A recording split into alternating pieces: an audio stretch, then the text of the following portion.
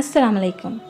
اچھا ہم سفر وہ ہوتا ہے جو آپ کی عزت کرتا ہے، جو آپ کی چھوٹی چھوٹی خواہشات کا خیال کرتا ہے، آپ کے ساتھ مذاق کرتا ہے، آپ کا مذاق بننے نہیں دیتا، جو آپ کے آنسوؤں پر پریشان اور آپ کے خوش ہونے پر خوش ہوتا ہے۔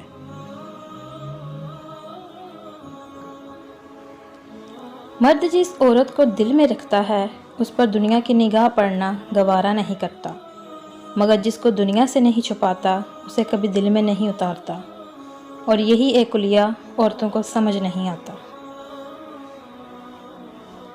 بیوی سے آہستہ اور نرم لہجے میں بات کریں، بیوی کا دل بہت نازک ہوتا ہے، یہ سنت نبوی صلی اللہ علیہ وسلم ہے۔ بیوی کے ساتھ نرمی سے پیش آؤ، چاہے خود کو کمزور ظاہر کرنا پڑے، بجائے اس کے کہ بیوی پر ظلم اور سختی کر کے خود کو دلیر ظاہر کرے۔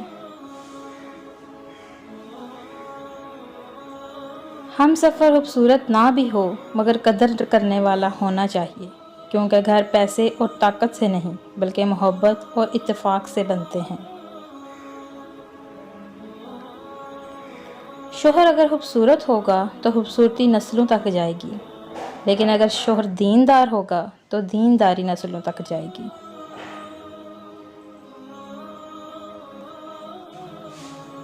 مرد کو بنانے کے لیے مٹی فرشتوں کے ذریعے اللہ نے زمین سے منگوائی، لیکن عورت کے لیے مٹی نہیں منگوائی، اس کو مرد کی ہی ٹیڑھی پسلی سے بنایا، اور جس مرد کی پسلی سے وہ بنی ہے وہی اس کا محرم بنتا ہے اور اسی کے نکاح میں جاتی ہے، کیونکہ وہ اس مرد کے وجود کا حصہ ہوتی ہے۔ خاوند کا بیوی سے اظہار محبت کرنا شرمندگی نہیں بلکہ سنت رسول صلی اللہ علیہ وسلم ہے۔